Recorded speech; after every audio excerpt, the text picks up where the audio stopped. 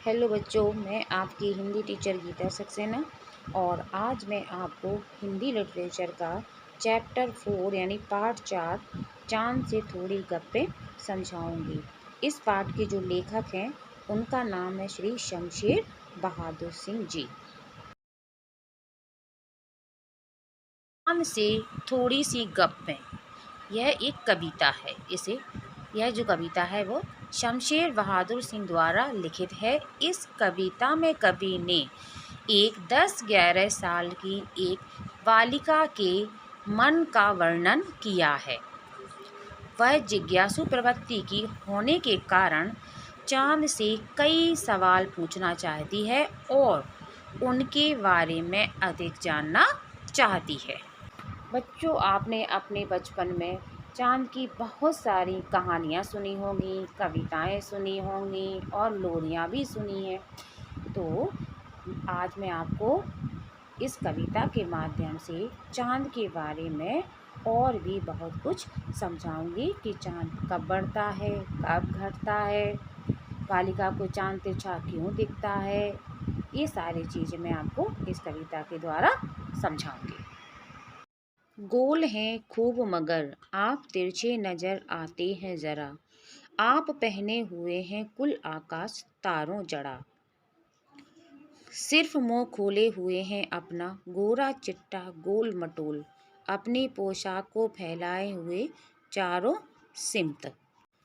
इसका अर्थ इस प्रकार से है कि इस कविता में जो एक छोटी सी 10-11 साल की बालिका है वो चाँद से बातें करती हुए कह रही है कि आप खूब गोल हैं, लेकिन आप कुछ तिरछे नज़र आते हैं।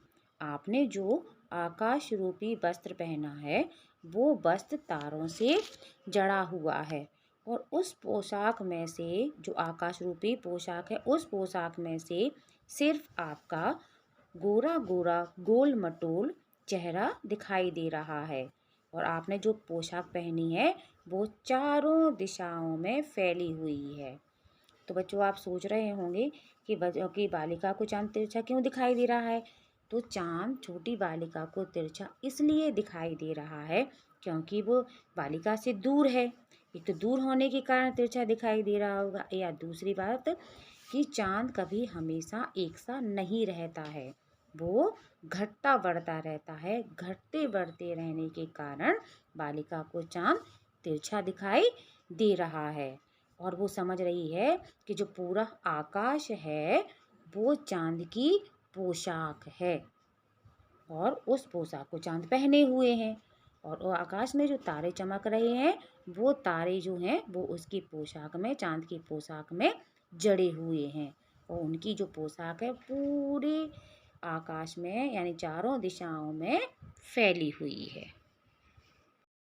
अपनी पोशाक को फैलाए हुए चारों सिमत आप कुछ तिरछे नजर आते हैं, जाने कैसे, खूब है गो की वाह जी वाह, हमको बुद्धू ही निरा समझा है, हम समझते ही नहीं जैसे कि आपको बीमारी है।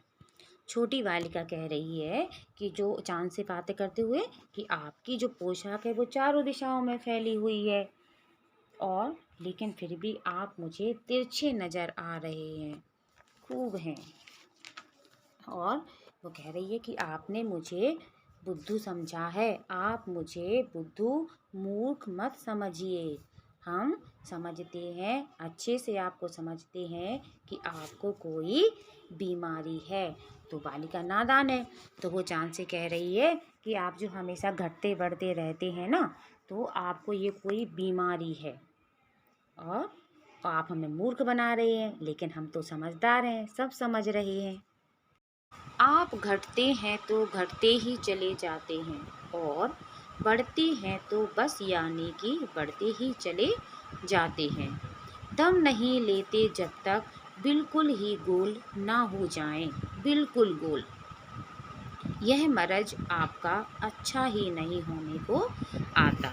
तो छोटी सी बालिका है वो चाँद से कह रही है कि आप अजीब हैं, जब आप घटते हैं तो घटते ही चले जाते हैं और बढ़ते हैं तो बढ़ते ही चले जाते हैं, जब तक बढ़ते रहते हैं जब तक बिल्कुल पूरे गोल ना हो जाएं। और आपकी जो घटने बढ़ने की बीमारी है ये ठीक होने पे नहीं आ रही है। तो बालिका इसलिए कह रही है क्योंकि चाँद बालिका को घटते बढ़ते हुए दिखाई देता है।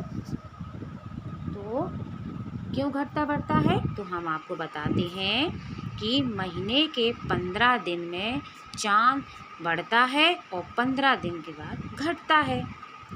जब ये पूर्णिमा आती है, महीने में पूर्णिमा और अमावस्या आती है, पूर्णिमा के बाद से चाँद घटना शुरू करता है, धीरे धीरे घटता चला जाता है और अमावस्या के दिन पूरा गायब हो जाता है। और अमावस्या के दूसरे दिन से चाँद बढ़ना शुरू करता है, धीरे धीरे बढ़ता जाता है, बढ़ता ही जाता है और जब तक बढ़ता है जब तक वो पूरा गोल ना हो जाए। तो ये घटने बढ़ने को जो बालिका है वो चाँद की बीमारी समझ रही है, इसलिए वो कह रही है कि चाँद की जो बीमारी है घटने बढ़ने की वो ठीक होने पे नहीं आ रही है। जैसे बच्चों आपको इस चित्र में दिख रहा होगा, इस पिक्चर में दिख रहा है कि देखो चाँद घटता है तो घटता ही चला जाता है और बढ़ता है तो बढ़ता ही चला जाता है। तो बच्चों ये थी आपकी कविता, जो आपको अच्छे चाँद के बारे में जो कविता थी वो आपको अच्छे से समझ में आ गई होगी कि चाँद कब से कब तक घटता है और कब से कब तक बढ़ता है। और इसमें जो छोटी बालिका है वो चाँद से क्या क्या बातें कर रही है। धन्यवाद।